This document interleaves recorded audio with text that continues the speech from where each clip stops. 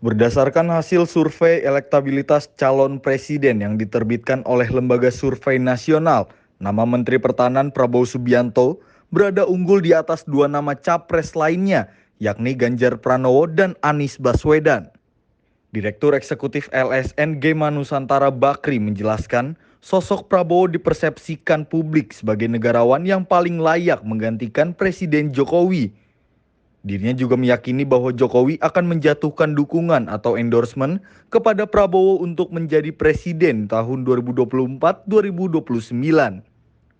Kemudian dalam simulasi head to head juga menunjukkan Prabowo menang cukup jauh dengan perolehan suara 51,6% atas Ganjar yang hanya meraih 38,5% suara.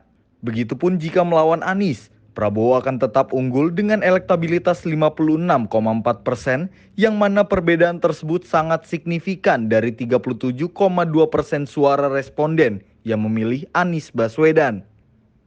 Ya, kalau kita lihat berdasarkan head to head antara dua tokoh, yaitu Prabowo Subianto dan Ganjar Pranowo, memang benar bahwa mayoritas publik atau 51,6% responden itu mendukung Pak Prabowo, sedangkan sekitar 38,5%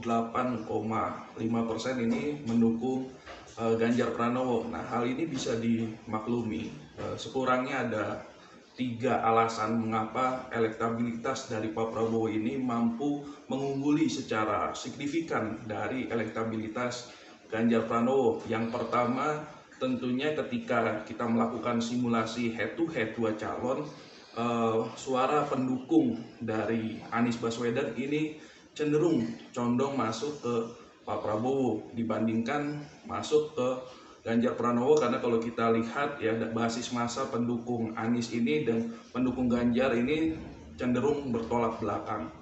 Kemudian alasan yang kedua, Pak Prabowo dipersepsikan oleh publik memiliki kualifikasi untuk menjadi seorang presiden menggantikan Pak Jokowi. Nah, kemudian kalau kita lihat dari alasan ketiga, ini juga berdasarkan hasil temuan kami bahwa mayoritas publik berpendapat bahwa Pak Prabowo Subianto ini dirasa mampu melanjutkan atau meneruskan program-program dari Pak Jokowi yang saat ini masih berlanjut atau belum selesai. Nah, menurut saya kurang lebih itu alasan mengapa elektabilitas dari Pak Prabowo bisa unggul jauh atau unggul signifikan dari Pak Ganjar Pranowo.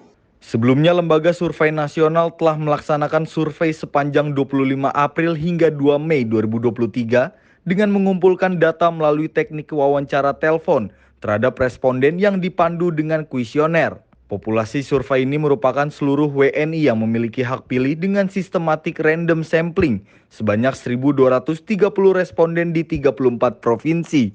Tim Liputan melaporkan untuk Sinpo TV.